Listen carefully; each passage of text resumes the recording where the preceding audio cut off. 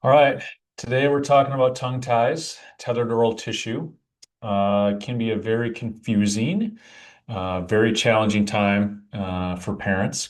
Very high anxiety. All right. We have this baby home and it's not doing what it should be doing or not efficient at what it should be doing. And we always say that kids should, eat, poop, sleep, and be cute, right? And if we're not doing some of those, it can be a challenging time.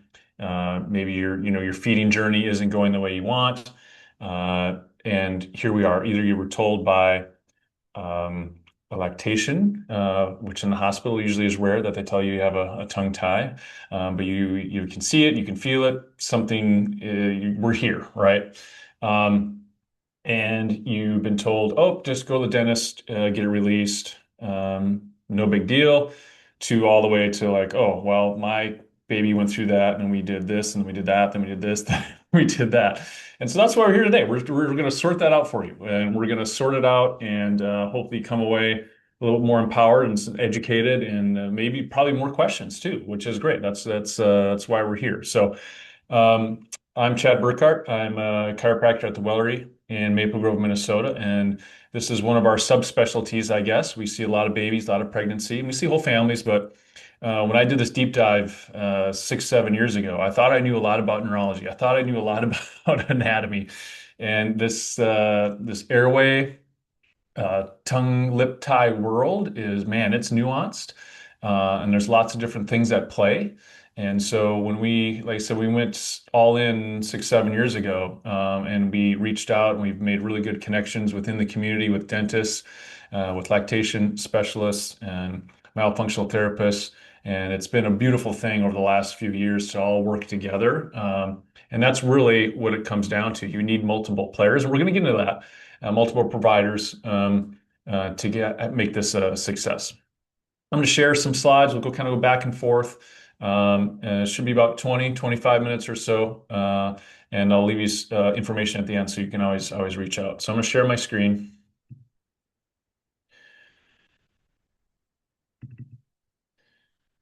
All right. So we bring everyone through this. This is a gas versus brake analogy.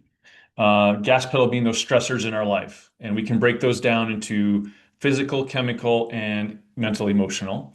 And the reason why I'm showing this for a tongue tie webinar, one, because we want to show you that, everything that the birth parent, that mom felt during that time, the baby felt as well.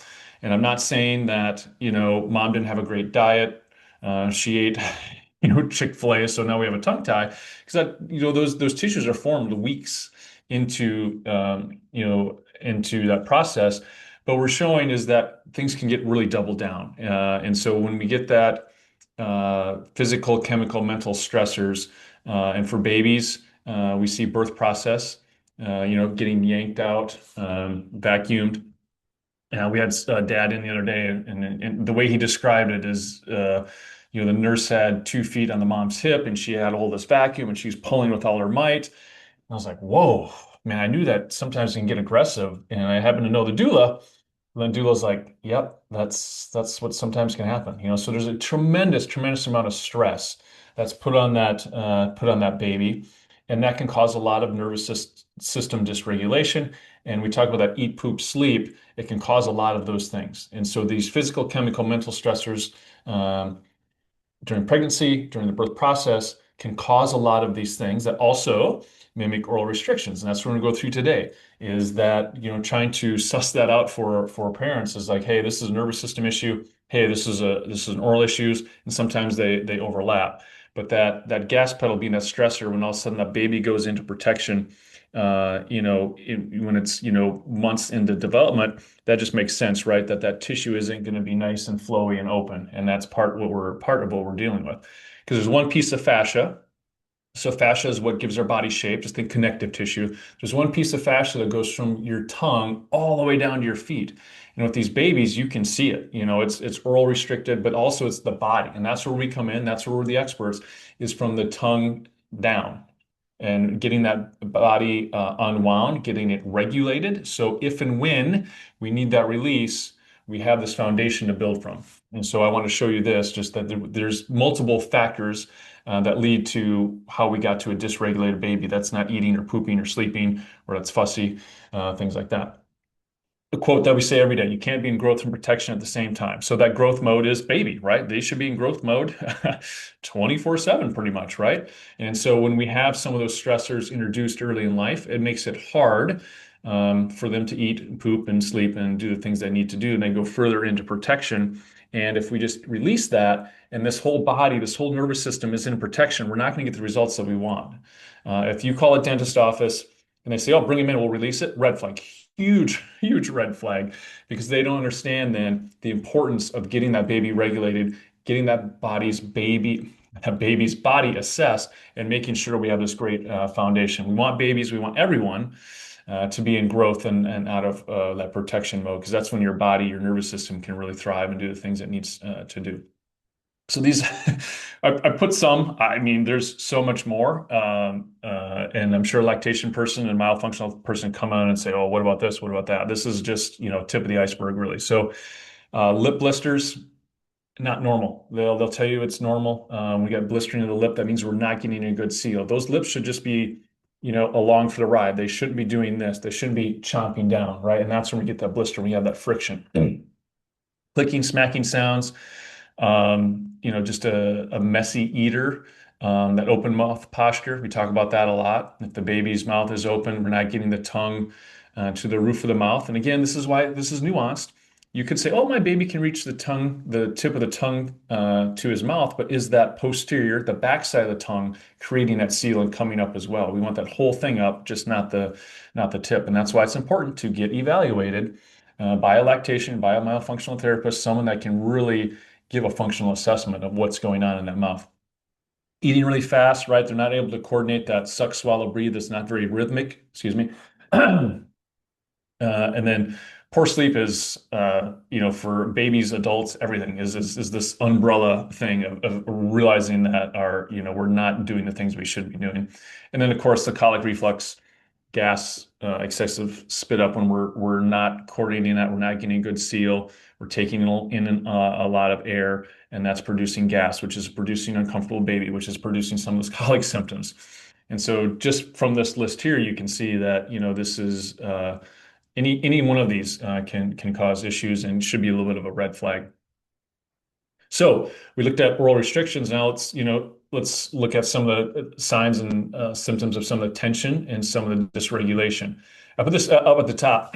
If you text tension, the word tension, that's our number. It'll show you a video I just made last week, and it goes through all the things that we look for, all the things that we do during a baby visit, and things that you can do at home as well to see if your baby is a little bit tighter than it should be.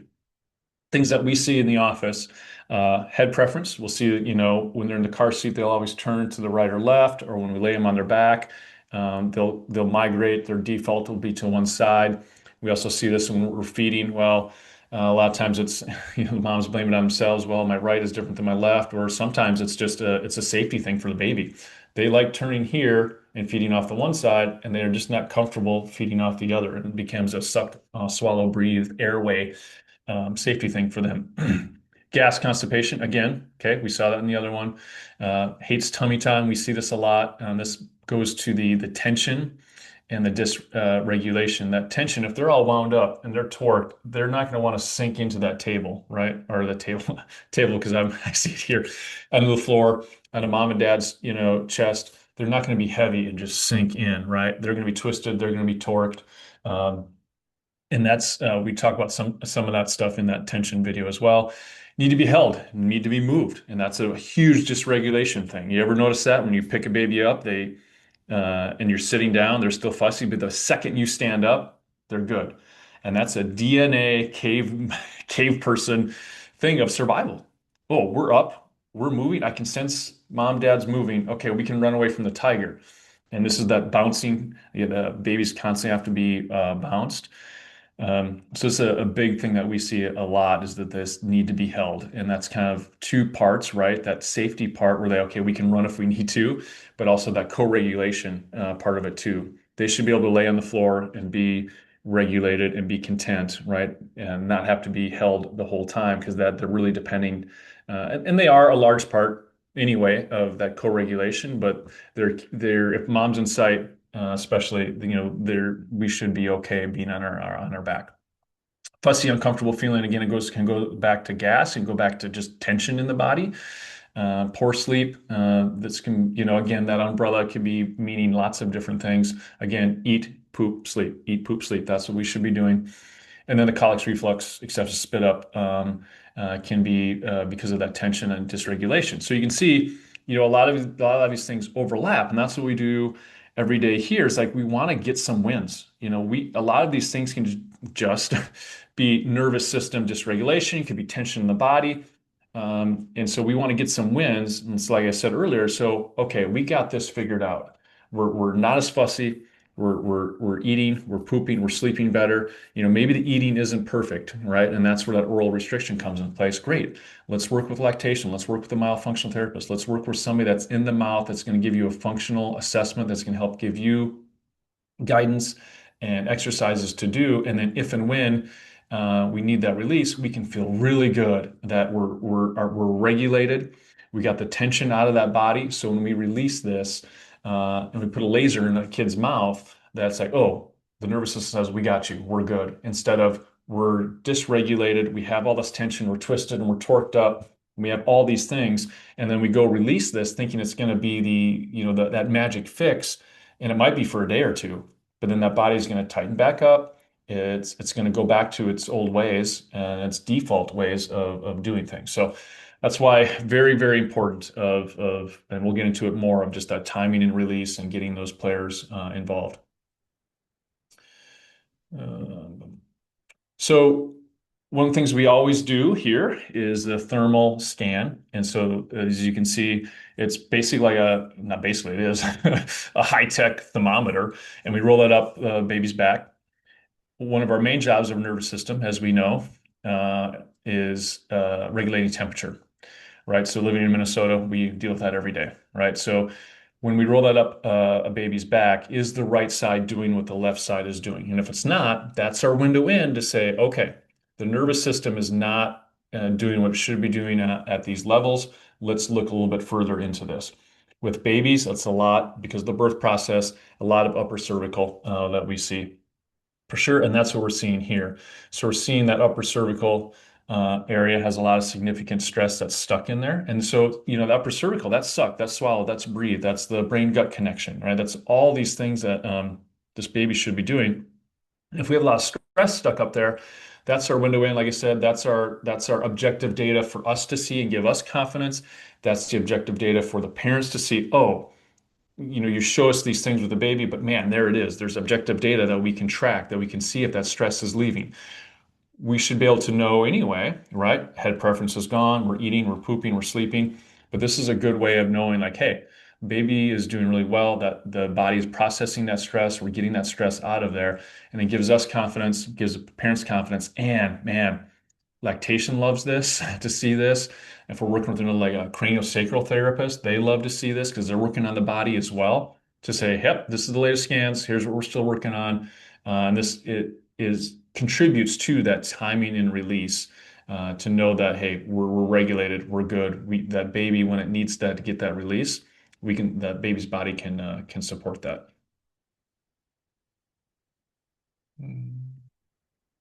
All right, so I'm going to bring you through a case study, and this I had some other ones that didn't go well, and we see that a lot, where like the dentist released that without any body work, without any functional assessment, and it didn't go very well. But I want to focus on kind of the gold standard today and kind of what it looks like if we do things right.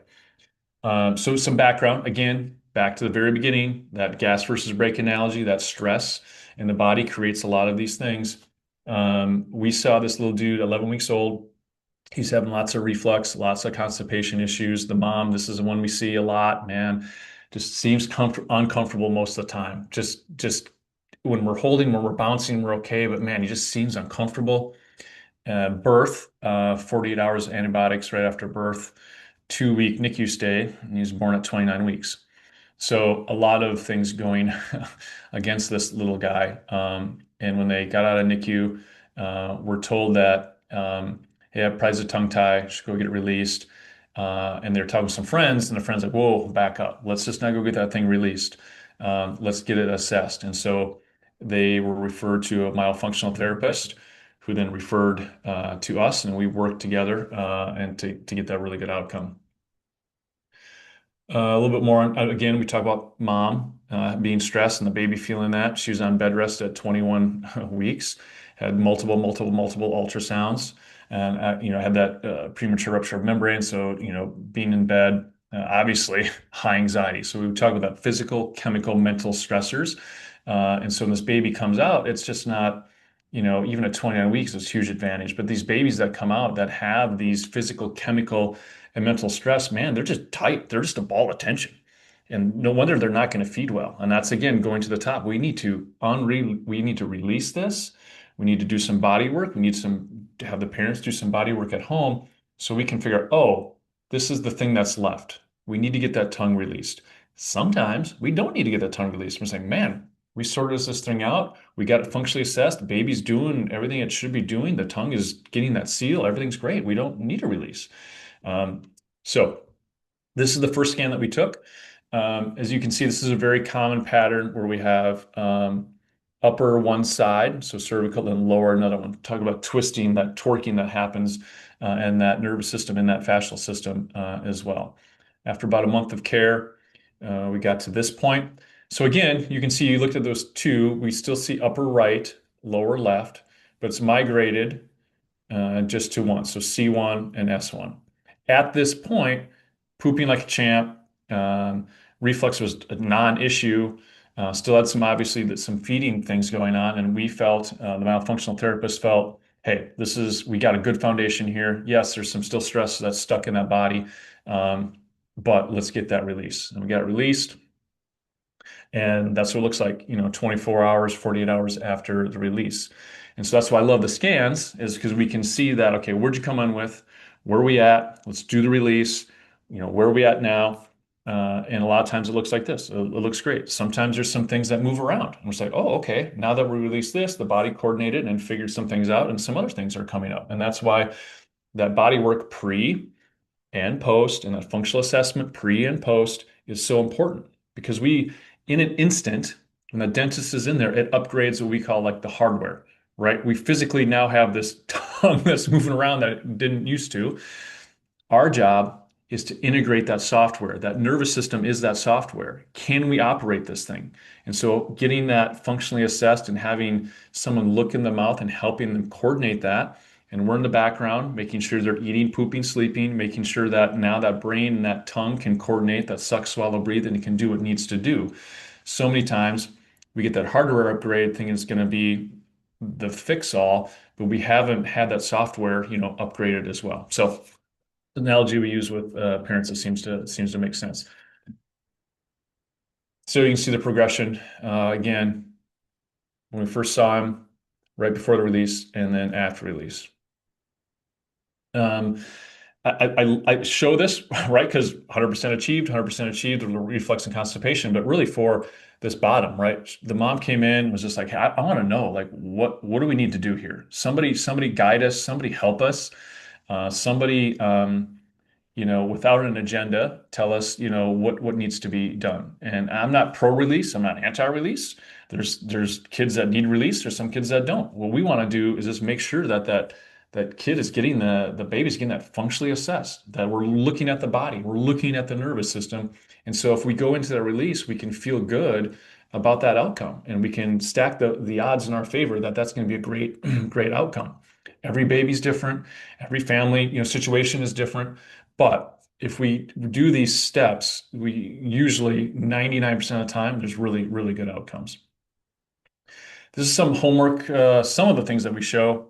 This is a little accordion test, just looking at flexibility of the baby. We show this to parents. This is guppy. We go through this with parents as well, trying to open up that airway. This is called baby bow. So some homework we show parents as well to, again, get that baby nice and flowy, right? We don't want it to be locked up. We don't want it to be in protection. We don't want it to be torqued. We want it to be opened up, right? And get that airway open and get that fascia nice and loose too. So uh, some of the things we do, for sure. So three things. I just added timing and release here today, so apologize. Four things you should do before release, right? So obviously the nervous system regulation, right? That's where a chiropractor comes in handy. The soft tissue integrity, not only as a global soft tissue, but obviously soft tissue meaning the tongue. Functional deficits, that's lactation, right? That's a myofunctional therapist. That's a well-trained SLP. And then the timing and release. I am not the person to say, yep, we're good to go here. I'm a piece of the puzzle, right? And a really good dentist is going to say, all right, lactation, all right, chiropractor, what are we seeing here? Are we ready? We feeling good about stuff? Great, then I'll do it. The really good dentists, they're not going to release that baby unless they say, hey, who's your body worker? Who's your chiro? Who's your lactation? Who are you working with?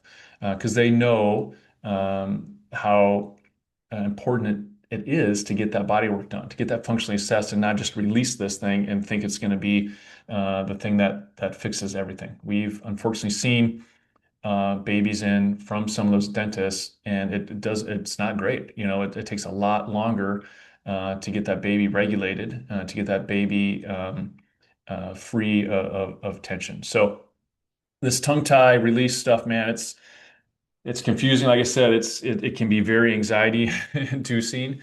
And if you do it right, it's a lot of time. It's a lot of money. It's a lot of energy. We understand that. And we also understand that if we do the hard things right away, and not being over dramatic, the rest of this baby's life will be easier. Because just not about that suck, swallow, breathe and getting on the bottle well or getting on the breast well. It's about that open mouth posture. It's about that airway. It's about now that we're not being able to get that tongue to the roof of the mouth and be able to sleep well and close that circuit. Now we're breathing with our mouth open and all that stuff is hitting the back of our throat and we're getting strep and we're getting our adenoids and tonsils out and we're in constant colds and coughs and all this stuff. And we can go on and on and on about seeing different things and different symptoms at 6, 7, 8, 9, 10 years old. There's adults that, need a release that aren't very good sleepers, that aren't very good poopers, that they're having all these other struggles because of the tension in the body and nervous system dysregulation and oral dysfunction. Okay, so share this number before. Continue the conversation. Please reach out. Email, text, call, do whatever. We love talking about this. We love walking families through this, and it is nuanced. But we want to be that source of just calm in that storm of like, okay, here's what we're gonna do. Here's the game plan. Here's who we got to go see, and get that done. So. Thanks for spending some time with me today. And yeah, continue the conversation. Reach out anytime.